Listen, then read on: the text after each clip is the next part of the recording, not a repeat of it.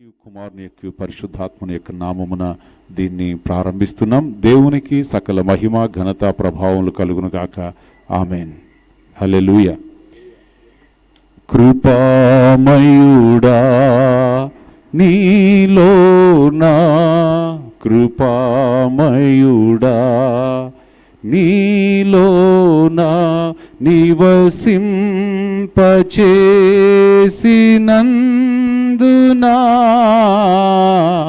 ఇదిగో నా స్తుతుల సింహాసనం. సమయమందు మనం అత్యంత శ్రేష్టమైన దేవుని యొక్క వాక్యమును ధ్యానించేటువంటి సమయానికి వచ్చి ఉన్నాం. ఇంతవరకు మనం దేవుని నామం పేరట ప్రార్థించి ప్రారంభించి ప్రవేశించున్నాం. ఇప్పటి వరకు దైవజనులు మంచి పాటలు పాడారు, దేవుని స్తుతించారు, ప్రార్థించారు. మనందరి యొక్క ప్రార్థనలు, స్తుతి యాగము దేవుని యొక్క కరుణాపీఠము చెంతకు చేరి ఉండగా, కృపగల దేవుడు, ఆకాశమందు ఆసీనుడైన దేవుడు, తనకిష్టులైనటువంటి బిడ్డలు భూమి మీద ఉండి ఆయన నామమును ఆరాధిస్తూ ఉంటే ఆయన చెవియొగ్గి ఆలకించే దేవుడు, ఆకాశం నుండి వంగి చూస్తున్న దేవుడై ఉంటున్నాడు. కనుక ఈ స్థలం మీద ఆయన కనుదృష్టి ఉన్నది. ఆయన ఈ స్థలాన్ని చూస్తూ ఉన్నాడు, మనందరినీ కూడా గమనిస్తూ ఉన్నాడు. మరి ఈ సంతోషకరమైనటువంటి సందర్భంలో మనం దేవుని యొక్క మాటలను పరిశుద్ధ గ్రంథం నుండి ధ్యానం చేద్దాం. యెషయా గ్రంథము 32వ అధ్యాయము. మన యొక్క బైబిల్ గ్రంథములను చూద్దాము. యెషయా గ్రంథం 32వ అధ్యాయము 17వ వచనమును దేవుని వాక్యము నుండి చూద్దాం. నీతి సమాధానమును కలుగజేయును, నీతి వలన నిత్యమును నిమ్మలము నిబ్బరము కలుగును. అప్పుడు నా జనులు విశ్రమ స్థలమందును ఆశ్రయ స్థానములందును సుఖకరమైన నివాసములు యందును నివసించెదరు. ఈ వాక్య భాగమును దేవుడు ఈ ఉదయకాలం మన కొరకై దీవించునుగాక. ఆమెన్. మనము గృహము నిర్మించుకున్నాము అంటే గృహం చక్కగా అందంగా కావలసిన విధంగా మనం అన్నిటినీ సమకూర్చుకొని అన్నిటినీ తీర్చిదిద్దుకుంటాము. ఏ విషయంలో కూడా మనం ఎక్కడా కూడా లోపం రాకుండా డిజైనింగ్లో కానీ, కన్స్ట్రక్షన్లో కానీ, మెటీరియల్లో కానీ ప్రతి విధమైనటువంటి ఆకారములన్నీ కూడా మనము నచ్చిన విధంగా పనివారితో మనం అన్నీ చేయించుకుంటాము. ఎందుకంటే అందులో మనం సంతోషంగా జీవించాలని, అందులో మనకు కావలసినటువంటి అవసరాలన్నిటిని కూడా మనము తీర్చబడుతూ సంతోషంగా మన యొక్క జీవితం కొనసాగాలనే ఉద్దేశంతో మనం అంతా శ్రద్ధ పెట్టి మన గృహాలు నిర్మించుకుంటాం. అయితే బైబిల్లో చాలా చక్కగా చెప్పాడు, యెహోవా ఇల్లు కట్టించని ఎడల దాన్ని కట్టువారి ప్రయాస వ్యర్థమే అన్నాడు. అంటే మనిషి కన్స్ట్రక్ట్ చేస్తాడు, చేయడానికి కాదు, కానీ అసలు ఈ యావత్తు సృష్టి అంతటిని దేవుడు నిర్మించాడు. ఆయన చేతి పని అంత అందంగా ఉంటుంది. అంటాడు కీర్తనాకాడు, ఇవన్నీ నీ చేతి పనులే అన్నాడు. ఆకాశము గాని, భూమి గాని, పర్వతాలు గాని, నదులు గాని, ఈ సప్త సముద్రాలు గాని, అరణ్యాలు గాని, ఎక్కడ మనం చూసినా ప్రతిది కూడా దేవుని యొక్క చేతి పనే. దేవుని చేతి పనులు దేవుని యొక్క గుణలక్షణాలను ప్రచారం చేస్తాయి. దేవుని చేతి పని దేవుణ్ణి చూపిస్తుంది మనిషికి. మనము దేవుని కార్యములను చూసినప్పుడు దేవుని యొక్క ఔన్నత్యం మనకు బాగా అర్థమవుతుంది. కాబట్టి ప్రియ దేవుని బిడ్డలారా, దేవుడు మానవులకు అసలైనటువంటి ప్రతి అవసరాన్ని తీర్చేవాడై ఉన్నాడని మనం మొట్టమొదటగా దేవునిని మన జీవితాలకు నిర్మాణికునిగా మనం పెట్టుకోవాలి. ఆయన మూలరాయి వేయకుండా, ఆయన పునాది వేయకుండా దేనికి కూడా పునాది లేదు అన్నాడు. నేను సియోనులో మూలరాయిని వేశాను అన్నాడు. అంటే మూలరాయి ఎవరేస్తారు? ఒక బిల్డర్ వేస్తాడు. ఆ బిల్డర్ కానీ, ఒక శిల్పి కానీ ఒక మూలరాయిని వేస్తాడు. యెషయా 28లో చెప్పాడు, నేను సియోనులో మూలరాయి వేశాను అన్నాడు. అంటే దాని మీద కట్టాలని. అది పునాది రాయి అన్నాడు. అది బహు స్థిరమైనది అన్నాడు. విశ్వసించువాడు దాని మీద కట్టుకుంటాడు అన్నాడు. అంటే దేవుడు ఫౌండేషన్స్ వేసేవాడని అర్థం అక్కడ. ఆయన నిర్మాణికుడు అని అర్థం. ఆయన నిర్మాణాలు శాశ్వతంగా ఉంటాయి. విశ్వాసులైనటువంటి వారికి తండ్రిగా ఉన్న అబ్రహాము వాగ్దాన దేశంలో ఉన్నప్పుడు ఆయన గుడారవాసిగానే జీవించాడట. ఆ దేశంలో ఆయన షెకేము నుండి బయలుదేరి ఆ దేశం మొత్తం నడిపించాడు దేవుడు. నువ్వు చూడు, ఈ దేశం ఉత్తర దక్షిణ పడమర తూర్పు ప్రయాణం చేయి, ఈ దేశము నేను నీకు ఇస్తాను అని చెప్పినప్పుడు అబ్రహాం ఆ దేశంలో ఒక సంచారిగా జీవించాడు. ఉన్నప్పుడు బైబిల్ అంటుంది వాగ్దత్త దేశంలో పరవాసులుగా జీవించారు. వారు ఎక్కడా కూడా స్థిరమైన నివాసం కట్టుకోలేదట. ఎందుకు కట్టలేదయ్యా అంటే అబ్రహాము దేవుని మీద నిరీక్షణ ఉంచాడు. అనుకున్నాడు, దేవుడు ఏ పట్టణమునకు శిల్పియు నిర్మాణికుడై ఉన్నాడో ఆ పునాదులు గల పట్టణములోకి వెళ్ళాలని వాళ్ళు నిరీక్షణ గలవారై దాని కొరకు ఎదురు చూస్తా వారి విశ్వాస ప్రయాణంలో ముందుకు వెళ్ళారు. అంటే మనం అర్థం చేసుకుంటే దేవుని వాక్యం చెప్పేది మనం అర్థం చేసుకుని మన జీవితాల్లో మనం చేపట్టే ప్రతి పనికి దేవుడే ఆ కార్యాన్ని సఫలం చేయువాడని, దేవుని వల్లనే ప్రతి పని కూడా ప్రారంభం నుంచి ముగింపు వరకు కార్యం జరుగుతుందని మనం విశ్వసించాలి. ఆయనే మన యొక్క గృహాలకు కానీ మన కుటుంబాలకు కానీ పునాది అయి ఉంటున్నాడు.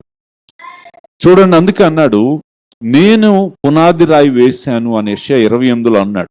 ఇప్పుడు ఆ పునాది రాయి ఎవరంటే పరిశోధించబడిన రాయి, అమూల్యమైన రాయి, మూలకు తలరాయి అయిన యేసు క్రీస్తే ఆ పరిశోధించబడిన అమూల్యమైన రాయి అని పేతురు మొదటి పత్రిక 2లో పేతురు గారు యేసుక్రీస్తే మనకు ముఖ్యమైన మూలరాయి అని చెప్పాడు.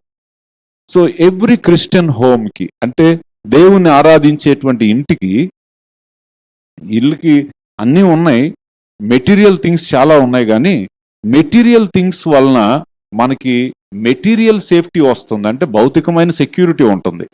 బట్ స్పిరిచువల్ స్టెబిలిటీ కావాలి. Home is not about the walls. ఇల్లు అంటే గోడలు కాదు, ఇల్లు అంటే దర్వాజాలు కాదు, ఇల్లు అంటే మనం అలంకరించుకునే అలంకారాలు కాదు. ఇల్లు అనేది ఏంటంటే ఒక నివాసం. It's a place where we dwell. మనం నివసించేటువంటి స్థలం. నివసించేటువంటి స్థలంలో ప్రభు అయిన యేసుక్రీస్తు వారు కేంద్రంగా ఉంటే, ఆయన దానికి మెయిన్ ఫౌండేషన్గా ఉంటే, ఆయన దానికి సమస్తానికి ఆధారభూతుడిగా ఉంటే, ఆ కుటుంబము ఎప్పుడు కూడా ముందు ఫిజికల్గా ఎలా ఉన్నా సరే స్పిరిచువల్గా చాలా బలంగా ఉంటుంది. చాలా ఆధ్యాత్మికమైనటువంటి శక్తి ఆ ఇంట్లో కనిపిస్తుంది. ఆ ప్రాకారములో ఆ ఇంట్లో ఎప్పుడు కూడా దేవుని యొక్క సమాధానం, దేవుని యొక్క ఆనందం, దేవుడు అనుగ్రహించేటువంటి ఆ నిర్భయం, అంటే దేన్ని చూసి కలవరపడకుండా ఉండేటువంటి ఆ పీస్ ఆఫ్ మైండ్, తర్వాత ఆ స్టేబుల్ మైండ్ వాళ్ళకి ఎల్లప్పుడూ కూడా ఉంటుంది. ఎక్కడి నుంచి వస్తుంది ఇదంతా అంటే ఆ పునాది రాయిలోంచే స్టెబిలిటీ మనకు వస్తుంది. కాబట్టి మనం ఈ దినంలో ఎంతో మందిని ఇంకా పెద్ద భవంతుల్లో నివసించే వారిని చూస్తున్నాం. వారికి ఉన్నటువంటి ఫైనాన్షియల్ కెపాసిటీని బట్టి, వాళ్ళకు ఉన్నటువంటి ప్రొవిజన్స్ని బట్టి they can build big big mansions. అందులో మనం పోల్చుకోవడానికి ఏముండదు. కానీ పోల్చుకోవాల్సింది ఏంటంటే ఆ కుటుంబము బండ మీద ఉందా లేదా, ఆ పునాది రాయి మీద వాళ్ళు కట్టారా లేదా అనేది చాలా ప్రాముఖ్యమైనది. బహుశా యేసు ప్రభు వారు అందుకే ఉపమానం చెప్తూ మత్తయి సువార్తలో ప్రజలతో మాట్లాడుతూ అన్నాడు, ఈ నా మాటలు విని వాటి ప్రకారము చెయ్యు ప్రతి వాడును. 7వ అధ్యాయంలో చెప్పాడు, బండ మీద తన ఇల్లు కట్టుకునిన బుద్ధిమంతుని పోలి ఉంటాడు అన్నాడు.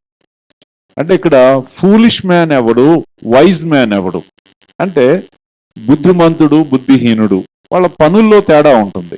ఇద్దరు పని చేస్తారు, ఇద్దరు ఏదోటి చేద్దాం అనుకుంటారు, కాముగా ఉండరు. ఇద్దరిలో తేడా ఏంటంటే బుద్ధిమంతుడు తన మాట బట్టి చప్పున తనకిష్టమైనట్టుగా నడవడు. బుద్ధిమంతుడు ఎప్పుడు కూడా దేవుని మాటల్ని తన స్వాభిప్రాయం కంటే ఎక్కువగా ఎంచుకుంటాడు. దేవుని మాటలకి ఎక్కువ ప్రాధాన్యత ఇస్తాడు. ఎందుకంటే భూమి ఆకాశముల్ని సృజించినది దేవుని వాక్యమే. హెబ్రీ పత్రిక అన్నాడు, దృశ్యమైన ఈ పదార్థాలన్నీ అదృశ్యమైన దాంట్లోంచి వచ్చినాయి అన్నాడు. వాక్యము లేకుండా ఈ విశ్వం లేదు. భూమి శూన్యమండలం మీద దేవుడు వేలాడదీశాడు. ఉత్తర దిక్కున అలా పెడితే ఆ బంతి ఆకాశం ముందు అలా ఏ ఆధారం లేకుండా అలాగే ఉండిపోయింది. ఎలా ఉండిందంటే ఆయన మహత్తుగల మాట వాటిని నిర్వహించుచున్నదన్నాడు హెబ్రీలకు రాసిన పత్రిక. His word is upholding it. దాన్ని ఎత్తెలా పట్టుకుంటుంది ఈ భూమిని. ఆయన దానికి ఆజ్ఞాపిస్తే అవన్నీ కూడా కలిగినాయట. అంటే చూడండి, ఆయన వాక్కులో ఏముంది? శక్తి ఉంది. ఆయన వాక్కులో పవర్ ఉంది. ఆయన వాక్కులో ఎనర్జీ ఉంది. భూమికి గ్రావిటేషనల్ ఫోర్సెస్ ఉన్నాయి.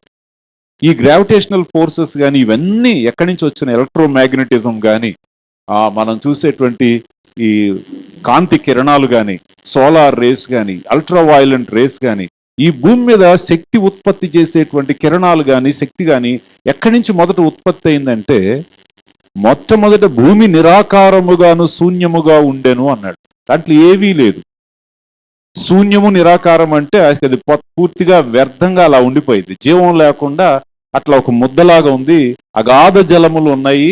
అగాధ జలముల మీద ఆత్మ అలాగా అల్లాడుతూ ఉన్నాడు. అంటే ఏం చేశాడంటే దేవుని ఆత్మ నిరాకారముగా ఉన్నటువంటి విశ్వం పైన ఆయన అల్లాడుతూ ఉన్నప్పుడు ఒక పక్షి గనక రెక్కలాడిచ్చి అట్లా ఎగురుతున్నట్లుగా దాని మీద ఆయన అల్లాడుతుంటే ఈ భూమి సృష్టించబడటానికి కావలసిన పదార్థములన్నీ కూడా సిద్ధమైనవి. అప్పుడు దేవదేవుడు వచ్చి just he spoke a word, వెలుగు కలుగును గాక అన్నాడు. అంతే, ఎనర్జీ బయటకు వచ్చింది, శక్తి వచ్చింది. శక్తి వచ్చిన తర్వాత ఈ భూమి అన్నిటినీ దానిలోంచి మొలిపించుకునేటువంటి సామర్థ్యం దానికి వచ్చింది. అవి కలుగునుగాక, ఇవి కలుగునుగాక అంటే అవన్నీ కలిగిపోతున్నాయి. ఎలా కలిగినాయి అంటే వాక్కులోంచి వచ్చినటువంటి శక్తి ఈ భూమికి అన్ని రకాలైన భౌతిక నియమాలన్నిటిని సమకూర్చింది. గ్రావిటేషనల్ ఫోర్స్ కానీ, ఎలక్ట్రోమాగ్నెటిక్ ఫోర్సెస్ కానీ అన్ని దేవుని వాక్యంలోంచి వచ్చినాయి. అంటే ఇప్పుడు మనం అర్థం చేసుకుంటున్నాం, శాస్త్రవేత్తలకి ఈనాటికి అర్థం కాలేదు అది ఎలా నిర్మించబడింది. ఎక్కడో పెద్ద భూగర్భంలో ఒక కొలైడర్ను పెట్టి ఈ విశ్వం ఏర్పడినప్పుడు మొట్టమొదట ద్రవ్యరాశి ఎలా వచ్చిందో తెలుసుకోవాలని చెప్పి హిగ్స్ బోసాన్ అనే ఒక పార్టికల్ ఎట్లా ఉంటుందని చెప్పి ఒక కొలైడర్ను పెట్టి దాంట్లో అణువులను గుర్తించారు. దాని నుంచి విస్ఫోటనం వస్తే ఈ విశ్వం ఏర్పడినప్పుడు మహావిస్ఫోటనం జరిగింది. అప్పుడు మూల పదార్థం ఏది? ఈ యొక్క అదృశ్యమైన దానికి ద్రవ్య రాశి ఎలా వచ్చింది, మెటీరియల్ ఎలా ఫామ్ అయింది తెలుసుకోవాలని ట్రై చేశారు. కానీ ఈ రోజుకి అది అర్థం కావట్లేదు. Till today they could not explain that. ఎందుకు అర్థం కావట్లేదంటే దేవుడు మనకు విశ్వాసము ద్వారా తెలియజేస్తున్నది ఆయన వాక్కు ద్వారా సమస్తము నిర్మించబడ్డాయి. సో మనము గ్రహించినటువంటి మనము, విశ్వాసులైనటువంటి మనం తెలుసుకోవాల్సింది ఏంటంటే ప్రతిదాన్ని దేవుడు ఇంత చక్కగా మనుషులకు అందంగా నివాస యోగ్యంగా ఈ సృష్టించాడు కదా. ఈ సృష్టి అంతటిని మనకు కావలసినటువంటి ఆక్సిజన్ చక్కగా మనం ప్రాణవాయువు పీల్చుకోగలుగుతున్నాం, అక్కడ కూర్చుంటున్నాం. మనం ఒకవేళ ఆక్సిజన్ శాతం 10% తగ్గిపోయింది అనుకుందాం.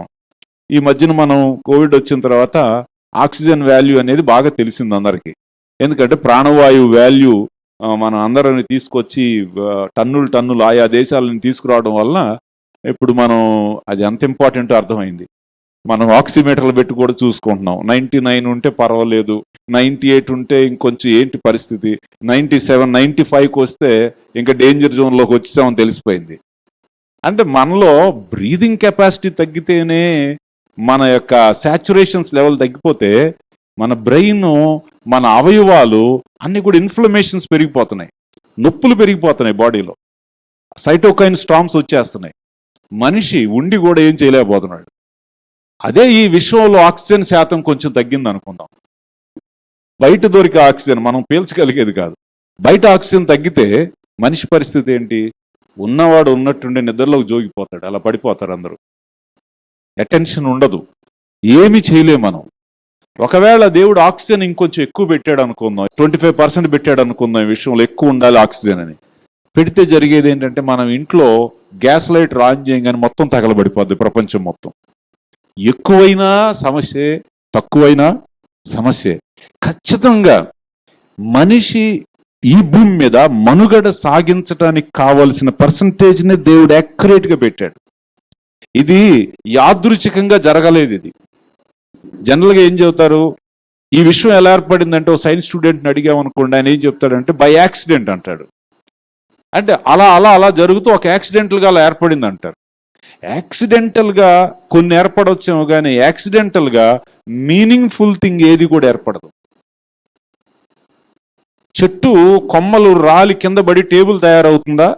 అవదు. టేబుల్ చెక్క పడుతుంది కింద, మెటీరియల్ పడుతుంది కింద. బట్ టేబుల్ ఎలా తయారవుతుంది? దాన్ని తీసి దాన్ని కట్ చేసి దానికి కావాల్సిన కొలతలు పెట్టి ఆ తయారు చేసే వ్యక్తి దానికి కావాలని ఉద్దేశపూర్వకంగా చేస్తేనే టేబుల్ అవుతుంది. ఇప్పుడు మనుషులు మనం చూసామనుకుందాం, మనిషిని చూస్తే నిర్మాణం చూసినా, ఈ భూమి ఆకాశాలను మనం తరిచి పరిశీలన చేసి చూసినా, ఎక్కడ చూసినా మనకు కనిపించేది ఏంటంటే ఒక జ్ఞానవంతుడు, మహాజ్ఞాని, అనంత జ్ఞాని యొక్క అద్భుతమైనటువంటి ఆలోచనలు ప్రతి దాంట్లో మనకు కనపడతాయి. మనలను మనం చూసుకున్నా, మన బాడీని చూసుకున్నా, మన పనితీరు చూసుకున్నా ఎంత ఆశ్చర్యం. నీవు నన్ను కలుగు చేసిన విధం చూస్తే నాకు భయమును ఆశ్చర్యంగా ఉంది. It's so marvellous O Lord. నా అంతరింద్రియములు, మన యొక్క ఎముకలు, మన శరీరములో ఉన్నటువంటి ప్రతి అవయవాన్ని దేవుడు ఎంత చక్కగా నిర్మించాడు.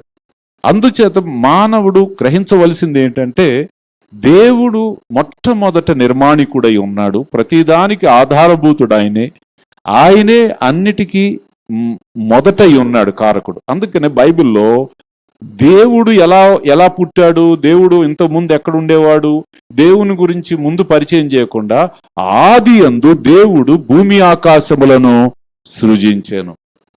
అంటే దేవుడు ఆది కంటే ముందున్నాడు. ఆయన యుగయుగాలు అలా జీవిస్తూనే ఉంటాడు. ఆయన సంవత్సరాలు మారవు. ఆయన నిత్య నివాసి అని బైబిల్ చెప్తుంది. అంటే నిత్యం నివసిస్తూనే ఉంటాడు. కాలాలన్నీ, యుగాలన్నీ ఆయనకి సమానంగానే కనిపిస్తాయి. మనకంటే ఒక పీరియడ్ ఒకలాగా ఉంటుంది. మనకి ఒకటి హిస్టరీ ఉంది, ఒకటి ప్రజెంట్ ఉంది, ఒకటి మనకి ఫ్యూచర్ ఉంది. దేవునికి అలా లేవు. పాస్ట్, ప్రజెంట్, ఫ్యూచర్ ఏదైనా సరే ఆయనకి సమాన రీతిలో కనబడుతున్నాయి. ఏకరీతిగా ఉన్నవాడు ఆయన. మనకైతే పరిస్థితులు బట్టి రూపాంతరం చెందుతాం, కానీ ఆయన మారని వాడు. ఆయన గాడ్ ఈజ్ చేంజ్లెస్. మార్పు లేని దేవుడని నేను అన్నాడు. నిన్న నేడు ఏకరీతిగా ఉన్నవాడు ఆయన. అందుచేత మన జీవితంలో దేవుణ్ణి ఎందుకు మనం కేంద్రంగా చేసుకోవాలి అంటే ప్రతిదానికి ఆయనే ఆధారభూతుడు. ప్రతిదీ ఆయన మూలముగానే కలుగుతాయి. ప్రతిదానికి అందం ఇచ్చేవాడు, ప్రతిదానికి మహిమనిచ్చేవాడు, ప్రతిదానికి కావలసినవన్నిటినీ దేవుడు వాటికి కావాల్సినవన్నీ దేవుడు సమకూరుస్తున్నాడు. కనుక ఎప్పుడైతే మనము మన లైఫ్లో దేవుణ్ణి మనం శిరస్సుగా పెట్టుకుంటామో శరీరానికి ఘనత వస్తుంది. శిరస్సు స్థానంలో లేకపోతే శరీరానికి వాల్యూ ఉండదు. ఎప్పుడైనా మన ప్రతి శరీర అవయవాల్లో మనిషిని గుర్తించడానికి అన్ని అవయవాలను చూడరు. ఫోటో తీసుకోవడానికి వెళ్ళాం ఆధార్ కార్డుకి, బాడీ మొత్తం ఫోటో తీసుకోడు. ఏం తీస్తాడు? మన ముఖము, మన శిరస్సే అవసరం, ఐడెంటిఫికేషన్. క్రీస్తు అన్నిటికీ ముందున్నాడు. ఆయన శిరస్సు అయి ఉన్నాడు. కనుక ఆయన్ని ఎవరైతే ప్రధానంగా ఉంచుతారో జీవితంలో ఆ ఇంట్లో అన్ని సంతోషంగా సాగిపోతూ ఉంటాయి. దేవుణ్ణి మన జీవితంలో ప్రధాన కేంద్రం ఉంచుకోవాలి. ఇక్కడ యెషయా అదే చెప్తున్నాడు. దేవుని కలిగినటువంటి గృహాలు ఎలా ఉంటాయి? How the families will be like if they reject God. ఒకవేళ దేవుణ్ణి వాళ్ళు వదిలేస్తే ఆ గృహాలు ఎలా ఉంటే ముందు రాశాడు. అక్కడ 32వ అధ్యాయంలో 13వ వచనంలో ఏం చెప్తున్నాడు? దేవుణ్ణి విసర్జించినటువంటి, దేవుని ఆధిపత్యాన్ని ధిక్కరించినటువంటి వారి జీవితంలో అంటున్నాడు, నా జనుల భూమిలో ఆనందపురములోని ఆనంద గృహములన్నిటిలో ముండ్ల తుప్పలను బలురక్కసి చెట్లను పెరుగును. ఎంత బాధాకరమైన ఇళ్లల్లో ముళ్ళ తుప్పలు పెరుగుతున్నాయంటే అర్థం ఏంటి? ఇల్లు వదిలిపెట్టి వెళ్ళిపోయారు జనం. Houses were left desolate. శత్రువులు ఆక్రమిస్తే ఇల్లు వదిలేసి వెళ్ళిపోయారు. వెళ్ళిపోతే ఇల్లు పాడుపడిపోయిన ఇంట్లో ఏం మొలుస్తున్నాయి? ముళ్ళ తుప్పలు మొలుస్తున్నాయి. అషూరీలు వచ్చి ఎత్తుకుని పోతున్నారు, ఇజ్రాయేలీలను ఎత్తుకుని వెళ్ళిపోయారు.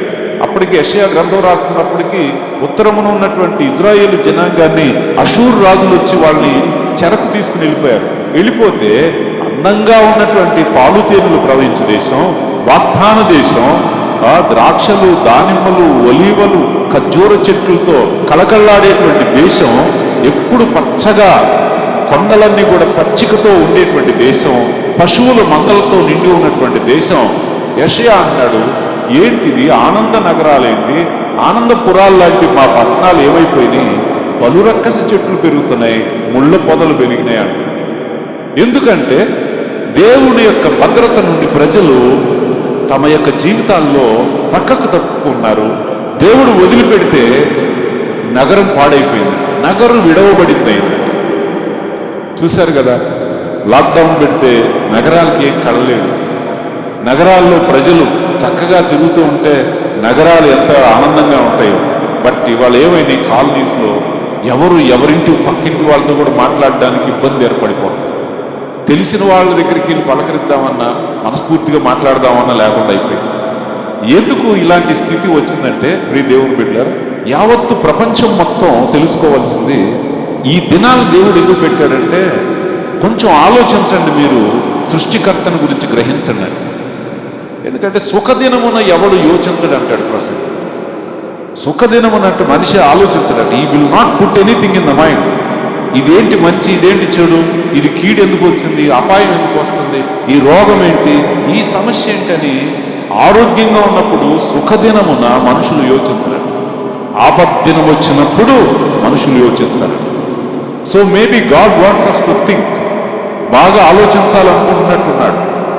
ప్రతి మనిషి యొక్క అంతర్మదనం చెంది లోపల ఇంట్రోస్పెక్ట్ చేసుకుని, ఎందుకు ఇలాంటి స్థితి వచ్చింది, నా నగరం ఎందుకు వేడబడింది, ఆనందపురములు ఎందుకు ఇలాగైనాయి, ఆనందం ఎందుకు లేకుండా అయిపోయింది అని ఆలోచించినప్పుడట మనిషి జీవితంలో రిపెంటెన్స్ వస్తుంది, పశ్చాత్తాపం. రక్షణార్థమైనటువంటి దుఃఖం వచ్చినప్పుడు మారుమనసు వస్తుంది. దైవ చిత్తానుసారమైనటువంటి దుఃఖం అంట రక్షణార్థమైనటువంటి మారుమనసునిస్తుంది. సో దుఃఖం కొన్నిసార్లు మంచిదే. సమ్టైమ్స్ దుఃఖం వస్తే రక్షణార్థమైనటువంటి ఆ మారుమనసు వస్తుంది. ఇప్పుడు దేవుని ప్రజలతో దేవుడు అంటున్నాడు 32వ అధ్యాయంలో, ఇలా ఉన్నారు కాబట్టి ఈ నగరములన్నీ ఇట్లా విడవబడినవి అయిపోయినాయి, ఇలా పాడైపోయినాయి. ఆనందంగా ఉండాల్సినటువంటి ఫలభరితమైనటువంటి భూమి అడవి గాడిదలకు ఇష్టమైన చోట్లు అయిపోయింది. మందలు మేసేటువంటి భూమిగా మారిపోయింది. ఫలభరితమైన భూమి అడవి గాడిదలు తిరుగుతున్నాయంట. అంటే అడవి గాడిద ఎట్లా తిరిగిందంటే ఇంక అక్కడ ఎవరు లేరని అర్థం, మనుషులు ఎవరు లేరని అర్థం. అదేంటంటే అలాగైపోయింది అంటే యెషయా చెప్తున్నాడు, ఇది ఎందుకు జరిగిందంటే the spirit of God has no place in the land. అదంటే కారణం, దేవుని ఆత్మ నగరంలో లేదు. ఇక్కడ ఆయన ఏం చెప్పాలనుకున్నాడు, what you want to tell is the spirit of God, దేవుని ఆత్మ వచ్చినప్పుడు కార్యం నూతన పరచబడుతుంది. హల్లెలూయా. దేవుని కోరిక ఏంటంటే మనని న్యూ లైఫ్లో తేవాలని కోరిక. ఒక న్యూ బిగినింగ్ ఇవ్వాలనుకుంటున్నాడు దేవుడు. ఒక న్యూ డైరెక్షన్ దేవుడు ఇవ్వాలనుకుంటున్నాడు. ఎలా ఇస్తాడు? ఈ వాక్యం మనం చూస్తూ ఉన్నప్పుడు దేవుని మాటలు ఎంత చక్కగా చెప్తున్నాడంటే, పైనుండి మన మీద ఆత్మ కుమ్మరించబడే వరకు. ఇదంతా ఎప్పుడు వరకు జరుగుతుందంటే పైనుండి ఆత్మ కుమ్మరించబడే వరకు. ఆత్మ కుమ్మరించడం అంటే మనం వర్షాలు చూస్తున్నాం. మనం ఒక 4-5 సంవత్సరాలు వర్షాలు లేవనుకోండి, ఏమవుతుంది మనకి? మన పొలాలన్నీ ఎట్లా ఉంటాయి, రైతుల ఆత్మహత్యలు ఎలా ఉంటాయి? వర్షాలు లేకపోతే అసలు సంపద ఏముంటుంది? ఎప్పుడైనా వ్యాపారాలు బాగుండేది ఎప్పుడు? వర్షాలు ఉన్నప్పుడు. బొంబాయిలో స్టాక్ మార్కెట్లో స్టాక్స్ రేట్లు పెరుగుతున్నాయంటే ఎందుకు పెరిగినాయంటే ఈ సంవత్సరం మాన్సూన్స్ బాగుంటాయి అన్నారు వెదర్ ఫోర్కాస్ట్ చెప్పేవాళ్ళు అని చెప్పి వాళ్ళందరూ ఆశావహ దృక్పథం వచ్చి అన్నిటినీ పెంచుకుంటే వెళ్తూ ఉంటారు. బుల్ ర్యాలీ వస్తుంది. పైనుండి ఆత్మే లేకపోతే, if God spirit is not hold upon us, ఏం జరుగుతుందట? నగరం ఇంకా డెసోలేట్గా మార్చబడుతుంది. There is no hope. అయితే ఎప్పుడైతే దేవుని ఆత్మ రంగ ప్రవేశం చేస్తుందో, హల్లెలూయా, when God's spirit begins to work in our life, జరిగినప్పుడు ఎంత మంచి మాట రాశాడంటే, వాక్యములో మనం చూద్దాము, అరణ్యము ఫలభరితమైన భూమిగాను అవుతాడు. ఇంతకుముందు ఫలభరితమైన భూమి ఏమో అడవిగాడిదలు తిరిగేటువంటి చోటైంది. దేవుని ఆత్మ ఎప్పుడైతే లోపల ప్రవేశించాడో అరణ్యము ఫలభరితమైన భూమిగా మారింది.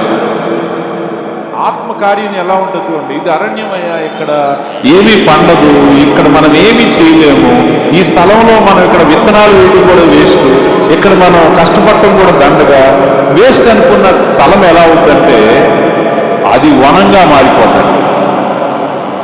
హల్లెలూయా. రియల్గా జరిగింది. ఇజ్రాయేలీలు 1948లో ఆ దేశానికి తిరిగి వచ్చారు. వస్తే నెగేవ్ అనేటువంటి ఆ ప్రదేశంలో అంత అరణ్య భూమి. అరణ్య భూమిలో డేవిడ్ బెన్ గూరియన్ అనే ఇజ్రాయెల్ మొదటి ప్రధానమంత్రి కొంతమంది శాస్త్రవేత్తలను పెట్టి, మనకు దేవుడు ఈ దేశం ఇచ్చాడు కనుక మనం ఇక్కడ పంటలు పండించుకుందాం, ఎక్కడ ఎలా పంటలు పండుతాయో చెప్పండి అని చెప్పేసి వాళ్ళకి ఒక రీసెర్చ్ ఇచ్చారు చేయమని. ఇస్తే ఆ కొన్నాళ్ళు చేసి ఏమన్నారంటే, ఆ సైంటిస్టులు వచ్చి ఇలాంటి అరణ్యంలో పంటలు పండించడం సాధ్యం కాదండి, మనం ఇది కాకుండా ఇంకేదైనా ఫర్టైల్ ల్యాండ్ చూసుకుంటే మంచిదని అంటే, అప్పుడు బెన్ గూరియన్ అన్నారంట, ఈ శాస్త్రవేత్తలందరూ తీసేయండి అన్నారు, వీళ్ళు మార్చేయండి మొదట.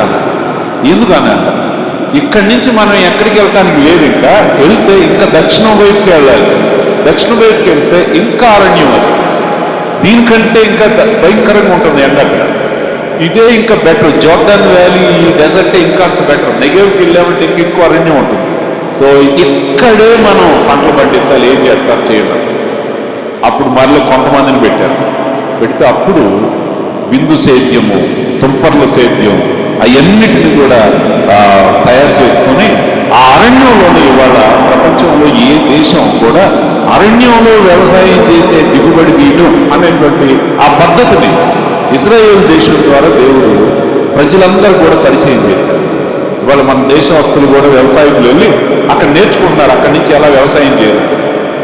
దేవుడు లైఫ్ని టచ్ చేసినప్పుడు, దేవుని కార్యములు మన కుటుంబాల్లో జరుగుతున్నప్పుడు అరణ్యం లాంటి dry lands, empty lands, parched lands, నేల కోసం ఆవురావురమని పగిలిపోయిన బీడు భూములు పై నుండి దేవుని ఆత్మవర్షం, దేవుని దర్శనం ఎప్పుడైతే కలుగుతుందో అవి ఫలభరితమైన భూములుగా మారుతాయి.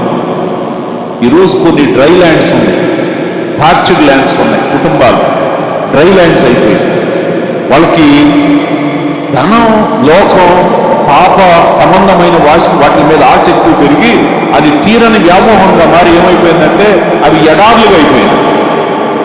కానీ భక్తులు ఎడారులో ఉన్నప్పుడు దేవుని కోసం ఆశపడ్డారు. నీరు లేని దేశం వద్ద నా ప్రాణం నీ కోసం ఆశపడుతుంది, దుప్పి నీటి వాగుల కొరకు నా ప్రాణం నీ కొరకు ఆశపడుతుంది దేవా అని చెప్పేసి నీరు లేని దేశంలో ఉండి కూడా వారు దేవుని కోసం ఆరాధపడ్డారు. మీరు నీరు లేని దేశంలో ఉన్నా సరే దేవుని మీద మీకు ఆశ ఉంటే, when you have desire for God, God will definitely visit you and pour His Spirit upon those lands. ఆ దేశంలో నామమును కుమరిస్తారు. కుమరించినప్పుడు ఏం జరుగుతుంది? అరణ్యమే ఫలభరితమైన భూమిగా మారుతుంది. నిజంగా మనం ఇజ్రాయెల్ డెజర్ట్లో తిరుగుతూ ఉండంటే అన్ని ఖర్జూర తోటలు, ద్రాక్ష తోటలు, అన్ని కూరగాయలు, టొమాటోస్, బంగాళదుంపలు, ఒక్కొక్క దాని సైజు చూస్తుంటే ఇక్కడ మనం చూసే వాటికి 3-4 రెట్లు ఉంటాయి సైజు. ఆశ్చర్యం. ఒక్కొక్క నిమ్మకాయ పిండితే ఆ నిమ్మకాయ నుంచి వచ్చేటువంటి రసం చూస్తుంటే మనకి పెద్ద పెద్ద ఆరెంజెస్, బత్తాయిలు ఉన్నట్టుగా, దప్పపండ్లు ఉన్నట్టు ఉంటాయి నిమ్మకాయలు. అంత ఆశ్చర్యం దేవుడు వాళ్ళ మధ్యలో చేశారు. అది ఫిజికల్గానే జరిగింది. ఇక్కడ నేను మాట్లాడుతుంది స్పిరిచువల్, ఆత్మ సంబంధంగా. ఇక్కడ ఆశ్చర్యమైన మాట, అప్పుడు ఫలభరితమైన భూమిగాను, ఫలభరితమైన భూమి వృక్షవనంగా మారుతారు. ఫలభరితంగా ఉండే ఈ భూమి అనుకున్నది పెద్ద వృక్షవనం, అంటే అన్ని రకాలైనటువంటి వృక్షాలు, అక్షోట వృక్షోద్యానం అంటాడు పరమగీతం, అంటే ఆర్చర్డ్స్, అంటే అన్ని రకాలైనటువంటి ఫలాలు ఫలించేటువంటి ఒక పెద్ద వనమైపోతాయి. హల్లెలూయా. ఆ క్రిస్టియన్స్ పోగొట్టుకున్నటువంటి బ్లెస్సింగ్, దేవుడు ఇస్తున్న ఆశీర్వాదాలు, ఎంత అద్భుతమైన దీవెనలు దేవుడు అనుగ్రహిస్తున్నాడు. అట్లా జరిగితే న్యాయము అరణ్యములో నివసించును, ఫలభరితమైన భూమిలో నీతి దిగి. అసలు భూమికి నీతికి సంబంధం ఏంటి? న్యాయం అరణ్యంలోకి వెళ్ళడం ఏంటి? జస్టిస్ ఎక్కడంటే ఎక్కడైతే ఆ అరణ్యంలో ఏముండదనుకుంటామో దేవుని కార్యం జరగడం మొదలుపెట్టినప్పుడు ఆ కార్యంతో పాటు అక్కడ న్యాయం అనేది చూడండి. అన్యాయం వచ్చిందనుకోండి, ఫలభరితమైన భూమి కూడా ఏమైపోతుందంటే శాపగ్రస్తమైంది. అన్యాయం అక్రమం ఎక్కడికి వచ్చిందనుకోండి, ఆ కుటుంబం శపితమైపోతుంది, భూమి శపితమైపోతుంది. ఆదాం పాపం చేశాడు కాబట్టి బైబిల్ నిన్ను బట్టి ఈ నేల శపించబడింది అన్నాడు. నేలలో ఏమి లేదు, మనిషి పాపమే అక్కడ శాపంగా అయింది. సో వెన్ పీపుల్ థింక్ ఎందుకు వచ్చింది ఈ శాపం అంటే అర్థం చేసుకోరు. నీ నీతిని బట్టి నీ నివాస స్థలం వర్తిల్లిపోతుంది. కయ్యూను నువ్వు సత్క్రియ చేస్తే తలెత్తుకోవా, నీ పాపము నీ వాకిట పొంచి ఉన్నది. నీ పాపం నీ గుమ్మం దగ్గరికి వచ్చింది, డోర్ బెల్ కొడుతుంది, లోపలికి వస్తానని. అదే నీ కీడుగా మారింది. ఇప్పుడు న్యాయం ఎక్కడుంది? మన జీవితంలో జస్టిస్ వచ్చినప్పుడు న్యాయమును అనుసరించి మనం నడవడం మొదలు పెడితే న్యాయం అరణ్యంలో కనబడతాక నీతి భూమిలో నుండి నీతి భూమిలోకి దిగుద్దట. నీతి దేవునికి మహిమ కలుగును గాక. హల్లెలూయా. అప్పుడేమన్నాడు? నీతి గనక వస్తే, నీతి గనక దిగితే, న్యాయము నీతి గనక ఎక్కడైనా ఉంటే, మనం గనక మన ఇంట్లో ఎప్పుడు న్యాయము బట్టి నడిచామనుకున్నాం, మన ఇల్లు ఎంత బాగుంటుంది. కీర్తనకారుడు అంటాడు, అయ్యా నేను నా ఇంట్లోకి ఎవరిని కూడా అన్యాయస్తుని రానివ్వను, దుర్మార్గుణ్ణి నా ఇంట్లోకి రానివ్వను. నీవు నా ఇంటికి ఎప్పుడు వస్తావు? నేను ఎప్పుడు నిర్దోషమైనటువంటి వాటిని నేను అనుసరిస్తాను. ఏ దుష్కార్యమును నా కన్నుల ఎదుట నేను ఉంచుకోను. 103వ కీర్తనలో నువ్వు నా ఇంటికి రా. న్యాయము నీతి ఎప్పుడైతే ఇంట్లో ఉంటాయి, when there is righteousness and there is justice, ఈ రెండు ఎప్పుడైతే ఉంటాయో బైబిల్ చెప్తుంది మనందరం కోరుకునేది అప్పుడు వస్తారు. అందరు కోరుకునేది ఏంటంటే సమాధానం. ఏంటంటే దాన్ని హీబ్రూలో షలోమ్ అంటారు. హీబ్రూలో ఎవరు పలకరించినా షలోమ్ షలోమ్ షలోమ్ ఎలకే, మీకు సమాధానం కలుగుగా. యేసుప్రభు వారు ఎప్పుడైనా ఎవరినైనా బాగు చేసి పంపించినప్పుడల్లా ఆయన అన్న మాట ఏంటి తెలుసా అండి? సమాధానం కలదానికి. Go in shalom, take shalom to your home, take shalom to your life. నీ జీవితంలో సమాధానం తీసుకెళ్ళమ్మా అని పంపించేవాడు. ఇప్పుడు హోమ్లో కావాల్సింది సమాధానం, లేకపోతే ఇల్లు నిలబడదు. ఒక ఇంట్లో తనకు తాను వేరైపోతే ఉండలేదండి. రాజ్యం కానీ పట్టణం కానీ వేరుపడితే అది నిలబడలేదని ప్రభు చెప్పాడు. పీస్ఫుల్ హోమ్స్ కావాలి అంటే, పీస్ అంటే మనం అనుకుంటాం ఏ గొడవ లేకుండా, ఫ్యాన్ సౌండ్ లేకుండా, పిల్లల అరుపులు లేకుండా, ఏ విధమైనటువంటి బయట మోటార్ శబ్దాలు ఇంట్లోకి వినబడకుండా మొత్తం సౌండ్ ప్రూఫ్ చేసుకుంటే అది కాదు పీస్. ఇంట్లో అన్ని కలకల్లాడుతూ ఉండాలి, సంతోషంగా అన్నీ బాగుండాలి. పీస్ అంటే అర్థం ఏంటంటే అన్ని విధానాల్లో ఎప్పుడు కూడా మనిషికి చక్కటి నెమ్మది ఉండాలి. అది ఆరోగ్య రీతిగా కావచ్చు, ఆ సంపాదన విషయంలో కావచ్చు, కుటుంబంలో భార్య భర్తల మధ్యలో ఉండేటువంటి అభినవ బాంధవ్యాల మధ్యలో కావచ్చు, తల్లిదండ్రులకి పిల్లలకి మధ్యలో ఉండేటువంటి ఆ అండర్స్టాండింగ్ బట్టి కావచ్చు. అన్ని విధానాలలో ఇంట్లో ఏముండాలంటే సమాధానం. సమాధానం ఏలుబడి చేయాలి అన్నాడు. సమాధానమును ఏలనీయండి అన్నాడు. లెట్ పీస్ రూల్ అన్నాడు తులసి పత్రికలు. సమాధానం ఏలనివ్వండి. సమాధానం ఏలాలి, ఉండాలి. మన ఇంట్లో ఉండాలంటే ఏం చేయాలంటే నీతి ఉంటే సమాధానం ఉంటుంది. దేవునికి మహిమ కలుగును గాక. హల్లెలూయా. సో కనుక సమాధానానికి ముందేం రావాలి? ఇంట్లోనికి నీతి రావాలి. ఇప్పుడు నీతి రావాలంటే బైబిల్లో యేసు ప్రభు వారికి సాదృశ్యంగా చెప్పబడిన రాజు ఉన్నాడు. పాత నిబంధనలో ఒక మిస్టీరియస్ పర్సన్ ఉన్నాడు. ఆయన హెబ్రీ గ్రంథకర్త ఆయన్ని క్రీస్తుతో పోల్చి చెప్తూ ఉన్నాడు ఆయన యాజకత్వం గురించి. ఆయన పేరు మెల్కీసెదెక్. మెల్కీసెదెక్ అనేటువంటి రాజు. ఆయన ఎవరు? మొదట నీతికి రాజట, తర్వాత సమాధానానికి రాజు. మొదట సమాధానానికి రాజు అనలేదు, తర్వాత నీతికి అనకుండా నీతికి రాజు, తర్వాత సమాధానానికి రాజు. అంటే యేసు ప్రభు వారిని పోల్చాడు కనుక యేసు ప్రభు వారు ఒకరి జీవితంలోనికి ప్రవేశించాడు అనుకోండి. ప్రవేశిస్తే మొట్టమొదట వారి జీవితంలో యేసు ద్వారా వచ్చే ఫస్ట్ బ్లెస్సింగ్ ఏంటంటే నీతిమంతులు అవుతారు. దేవుని స్తోత్రం కలుగును గాక. హల్లెలూయా, హల్లెలూయా. అంటే మనం నీతిమంతులు కావా అంటే కావు. బైబిల్ చెప్తుంది, నీతిమంతుడు లేడు, ఒక్కడునో లేడు. అందరూ పాపం చేసి దేవుడు అనుగ్రహించి మహిమను పొందలేకపోతున్నారు. యేసుక్రీస్తు ద్వారా ఆయన రక్తము వలన ఇప్పుడు మనం దేవునితో మనకు సమాధానం వచ్చింది కనుక, through his blood we are been justified. మన అపరాధములన్నీ కూడా కొట్టివేయబడ్డాయి. ఆయన యొక్క శిలువ మరణము ద్వారా మన పాపములన్నిటిని దేవుడు ఉపేక్షించడానికి ఇష్టపడ్డాడు, క్షమించడానికి ఇష్టపడ్డాడు. ఆయన రక్తము ద్వారా మనకు విరోధముగా వ్రాయబడిన ఆ చేవ్రాతంతటిని ఆయన తుడిచేశాడు, తీసేశాడు. There is no more accusation against us because Jesus completely removed all those things by his blood and he brought us reconciliation with God. దేవునితో మనకు సంధి చేసి సమాధానం తెచ్చాడు. ఇప్పుడు నీతి ఎందుకు లేదు మనిషికి అంటే, దేవునితో సంధి లేకపోవడం వల్లనే నీతి లేదు. దేవునితో ఉన్న వైరమే నీతి కోల్పోవడానికి కారణమైంది. దేవునితో వైరం ఏంటి అంటే, లోక స్నేహమే దేవునితో వైరం. లోక స్నేహమే దేవునితో వైరం. అట్టి పరిస్థితిలో ఏ వ్యక్తి అయితే యేసు రక్తమును ఆశ్రయిస్తాడో, ఆ రక్తము వారి గృహాల్లో ఉంటుందో, ఆ వ్యక్తి యొక్క జీవితంలో ఉన్నటువంటి దేవునికి ఉన్న మధ్యలో ఉన్న ఆ అడ్డు కూడా కూల్చివేయబడుతుంది.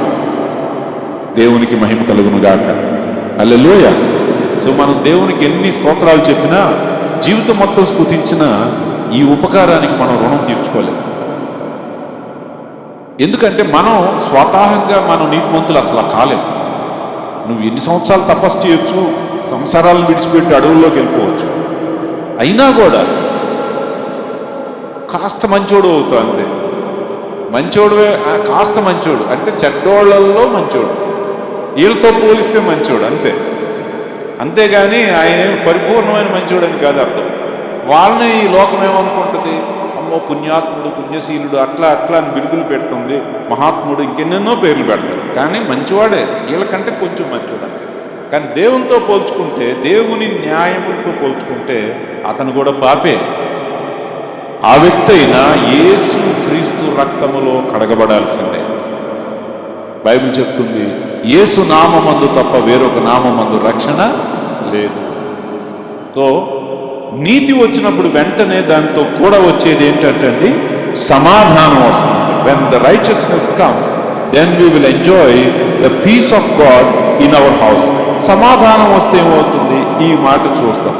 నీతి వలన నిత్యమును, నీతి వలన ఏంటట, నిత్యమును నిమ్మళము. చూడండి, నీతి ఎప్పుడైతే ఉంటుందో ఇంట్లో నిత్యం ఏముంటుందంట, నిమ్మలంగా ఉంటా, ట్రాంక్విలిటీ.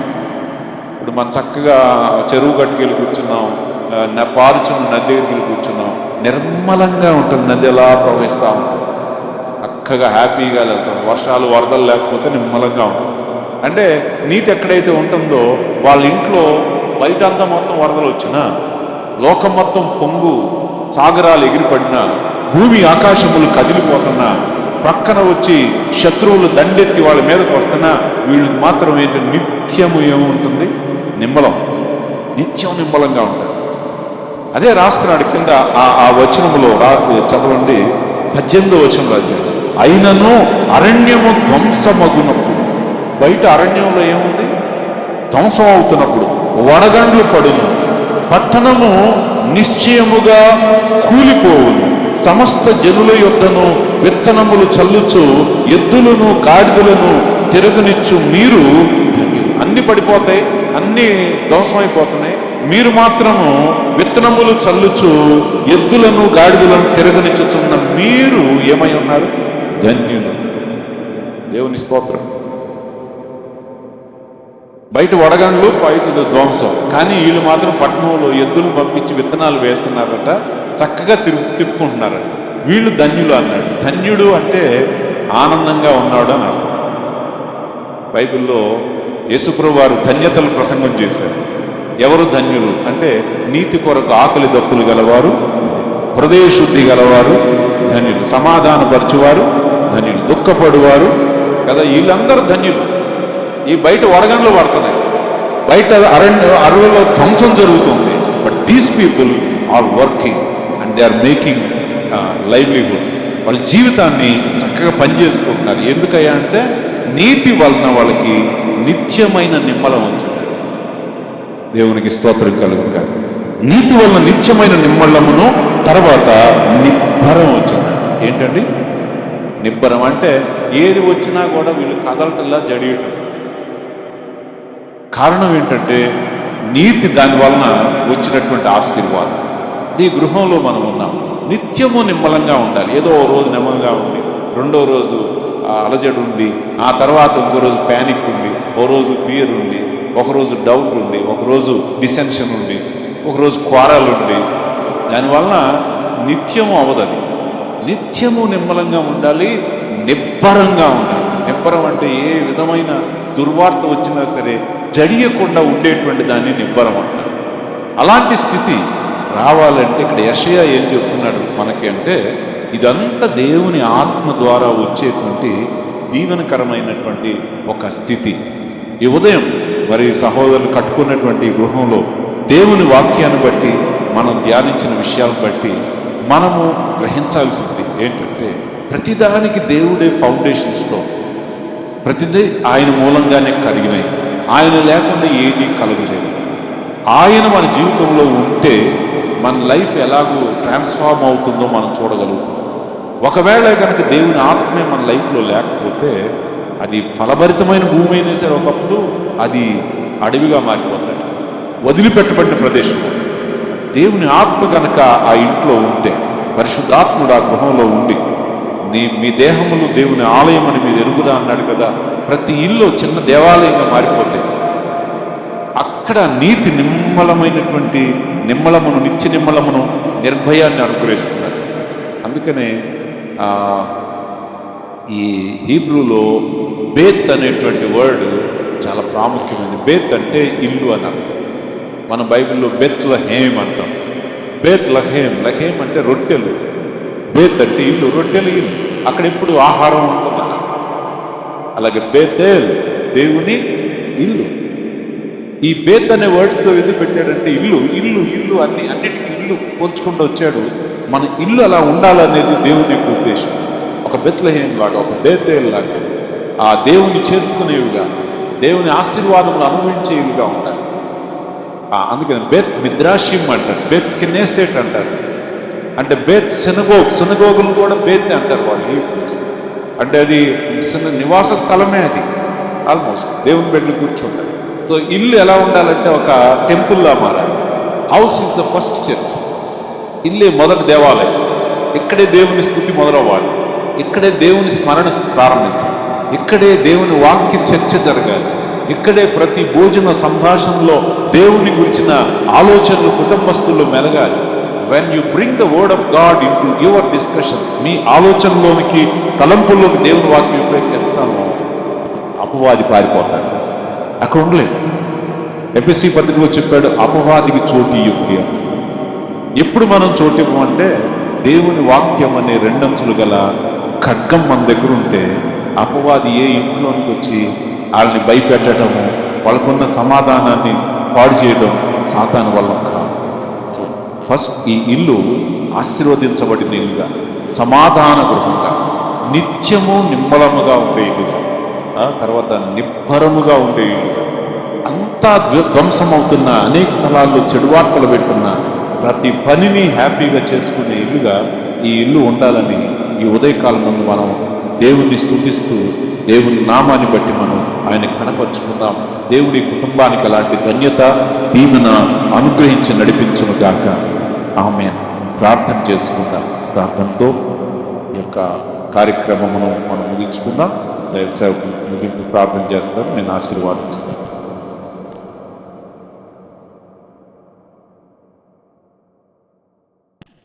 ప్రార్థన చేసుకున్నాం. పరిశుద్ధుడు అయిన యేసు ప్రభువా, మీకు వందనాలు, కృతజ్ఞతాస్తుతులు, స్తోత్రాలు తెలుస్తున్నాను ఆయన. మరి సమయంలో ప్రభువా, మరి దాని బాబాని కేతరకాన్ని ప్రభువా మరి ప్రేమించి 3 బిడ్డలను ఇచ్చారు, మరి కోడళ్ళని ఇచ్చారు, మనవళ్ళు మనవరాళ్ళని ఇచ్చారు ప్రభువా. మరి బిడ్డల కుటుంబంలో, గృహంలో ప్రభువా, మరి ఆయన ఈ నూతన గృహాన్ని నిర్మించుకోవటానికి మీరు కృప చూపించారు. ఈ గృహంలో నిమ్మళం కావాలి, నిబ్బరం కావాలి నాయన. మీ ఆత్మ ఎప్పుడైతే ప్రోక్షించబడదో అప్పుడు నిమ్మళము కలుగుతుందని మీరు సెలవిచ్చారు. అలాగే ప్రభువా, నీతిమంతుని గుడారంలో నుండి రక్షణను గురించిన సునాదం వినబడుతుందన్నారు. అలాగే బిడ్డల గృహంలో నుండి ఎల్లప్పుడూ ఎల్లవేళలా కూడా ప్రభువా నీ రక్షణ సమాధానం వినబడినట్లుగా సహాయం చేయండి. అలాగే ప్రభువా, సమాధానం కలుగుతుందని సెలవిచ్చారు. ఆ సమాధానాన్ని బిడ్డల హృదయాలకి, ఈ గృహం మీద నాయన మీరు ఏ గృహానికి వెళితే ఆ గృహంలో సమాధానం కలుగును గాక అని చెప్పమన్నారు ప్రభువా. ఆ ఇంటి వారసులు ఆయా సమాధానం పాత్రులైతే సమాధానం ఆ ఇంటి మీద నిలిచి ఉంటుందని సెలవిచ్చారు. అలాగే బిడ్డల గృహం మీద మీ సమాధానాన్ని, బిడ్డల మీద మీ సమాధానాన్ని ఆయా నిలిచి ఉండినట్లుగా ఆజ్ఞాపించండి నాయన. అలాగే ప్రభువా, మరి నాయన ఈ నూతన గృహంలో మరి బిడ్డలు సుఖంగా, సంతోషంగా, ఆనందంగా జీవించడానికి సహాయం చేయండి. ఆయా కృప చూపించి మేలు చేయమని ప్రార్థన చేస్తున్నాం. నీవు కట్టించకపోతే ఇల్లు ఎవరు కట్టలేరు ప్రభువా. నీ కృపలో నాయన బిడ్డల గృహం కట్టుకున్నారు అంటే అది కేవలం నీ కృప ద్వారానే కట్టుకున్నారు ప్రభువా. అయా నాయన, మరి ఆ ఇంటి గృహంలో ప్రభువా ఎల్లవేళలా కూడా సుఖము, సంతోషము, ఆనందం ఉండడానికి సహాయం చేయండి. అయా విశ్రాంతి తీసుకోవడానికి నాయన బిడ్డలు కష్టపడి వచ్చి విశ్రాంతి తీసుకునే సమయంలో కూడా ప్రభువా చక్కటి విశ్రాంతిని బిడ్డలకు అనుగ్రహించండి. అయా ఇదిగో ప్రభువా, అలాగే నాయన మరి అయా ఇదిగో ప్రభువా, మరి వంటగది కూడా మరి సన్నిలో ప్రార్థన చేస్తున్నాం. అయా మరి పిండి పిసుకు తొట్టి నీ గంపయు నాయన నిందారులుగా ఉంటుందని సెలవిచ్చావు. అలాగే నాయన సారెపత విధురాలి గృహంలో అయా ఇదిగో ప్రభువా, మరి నాయన తొట్టిలో పిండి అయిపోలేదంట, గుడ్డులో నూనె తక్కువ కాలేదని సెలవిచ్చావు. అలాగే ప్రభు బిడ్డలు దేవుని సేవకులని తమ ఇంట చేర్చుకున్నప్పుడు ప్రభువా అయా ఈ గృహము ఆశీర్వదించబడుతుంది, దీవించబడుతుంది నాయన. అలాగే ప్రభు శూన్యంలో ఉన్న ధనురాలు దైవ సేవకుడిని చేర్చుకొని ప్రభువా అయా ఇదిగో నాయన, నా అమ్మ నీకు ఏం కావాలని నాకు అన్ని సమృద్ధిగా ఉన్నప్పుడు ఆమె పిల్లలు లేనని చెప్పినప్పుడు గెహజీ చెప్తే మరలా నేను వచ్చే సంవత్సరం నీ కౌగిలో కుమారుడు ఉంటాడన్నారు ప్రభువా. అలాగే ప్రభువా, మరి నీ బిడ్డల విషయంలో ప్రభు చూపించండి. అయా ఇదిగో ప్రభువా, బిడ్డల ఇంటిలో ఏ కొదువున్నా కొరకున్నా కూడా ప్రభువా దైవ సేవకులు చేర్చుకొని ప్రార్థన చేయించుకుంటే అయా కొరకలన్నీ తీరిపోతాయి ప్రభువా, కొదువులన్నీ తొలగిపోతాయి ప్రభువా. అయా బిడ్డల మనసులో నెమ్మది, శాంతి, సమాధానం ఉంటుంది ప్రభువా.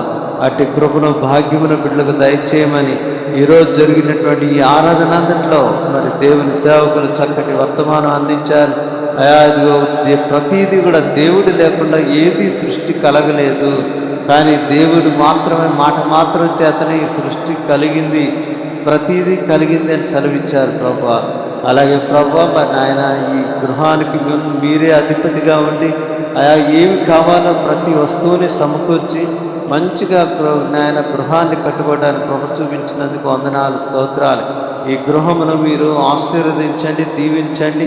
ఈ గృహంలో నివసించబోతున్న ప్రతి బిడ్డలు ఎవరు వచ్చినా కూడా చక్కటి సమాధానము, నెమ్మది, శాంతి కలిగి ఆయా సుఖంగా, సంతోషంగా, ఆనందంగా జీవించడానికి సహాయం చేయమని ఆత్మీయంగా దేవుని సేవకులకు నాయన ఆతిథ్యం ఇచ్చే గృహంగా ఉండి దేవుని దూతలు వారి తెలియకుండానే వారి వెనుక దేవుని దూతలు వస్తాయని సెలవిచ్చారు ప్రభువా. అలాగే వారి దేవుని దూతలకు ఆతిథ్యం ఇచ్చినప్పుడు ఆ ప్రతిఫలాన్ని మీరు పోగొట్టుకోరన్నారు కదా ప్రభువా. అయా ఎవరైనా నా నామం పేట గ్లాసుడు చన్నీళ్ళు ఇస్తే దాని ప్రతిఫలాన్ని పోగొట్టుకోరన్నారు.